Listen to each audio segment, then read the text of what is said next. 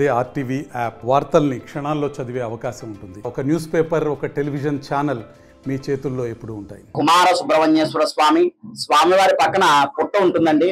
అక్కడ రోజు బేసిన్తో పాలు పెడితే సుబ్రహ్మణ్యేశ్వర స్వామి వారు రోజు ఇక్కడ సర్పరూపేణ వచ్చి పెట్టిన పాలన్నీ తాగిసి వెళ్తారు. వచ్చిన భక్తులు కూడా ఆయన ఉదయం నుంచి సాయంత్రం లోపల పలానా టైం అంటూ ఉండదు. గుళ్ళో కానీ గుడి ప్రాంగణంలో కానీ ఎక్కడో చోట సుబ్రహ్మణ్య స్వామి వారు సర్పరూపేణ వచ్చి దర్శనమిచ్చి వెళ్తారండి. సుబ్రహ్మణ్య స్వామి అంటే మనం చాలా దేవాలయాల్లో చూసే ఉంటాం. వల్లి దేవసేన సుబ్రహ్మణ్యేశ్వర స్వామి వారు ఉంటారు. ఇక్కడ స్వామికి వాహనం కాలేదు కాబట్టి బ్రహ్మచారి మాట బాల సుబ్రహ్మణ్యేశ్వర స్వామి. మన భారతదేశం మొత్తం మీద రెండు చోట్ల ఆయన మనకి బ్రహ్మచారిగా స్వయంభూగా దర్శనమిస్తారండి. ఆ రెండు స్వయంభూ క్షేత్రాల పేర్లు వచ్చేసి ఒకటి తమిళనాడు ఫలనీ క్షేత్రం అయితే రెండో క్షేత్రంగా బిక్కువోలు శ్రీ కుమార సుబ్రహ్మణ్యేశ్వర స్వామిగా మనకి స్వామి ఇక్కడ దర్శనమిస్తారండి. ఈ రెండు క్షేత్రాల్లోనూ కూడా సుబ్రహ్మణ్యేశ్వర స్వామి వారు దక్షిణముఖంగా ఉంటారు. దక్షిణముఖంగా ఉండడం చేత ఈ క్షేత్రాన్ని అంగారకుడు క్షేత్రంగా చెప్పబడుతోంది. అందుచేత స్వామి వారికి ఏంటంటే మంగళవారాలన్నా, షష్ఠి తిథి అన్నా, కృతికా నక్షత్రం అని ఇష్టమైన పర్వదినం.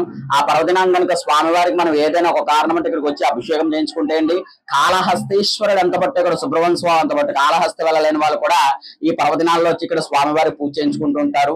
మనకి కుజరాహు దీనికి అభిషేకం చేయించుకోవడం వల్ల మనకి కుజరాహు కేతులకి, కాల సర్ప దోషాలకి, రుణ విమోచనానికి, విద్యకి, వ్యాపారానికి, సంతానానికి, వివాహానికి, ఇలా మీకు ఎవరికి ఏ సమస్యలు ఇబ్బందులు ఉన్నా ఇక్కడ సుబ్రహ్మణ్యేశ్వర స్వామికి 9 మంగళవారాలు పూజ చేయించుకుంటే అనుకున్న కోరికలు నెరవేరుతూ ఉంటాయండి.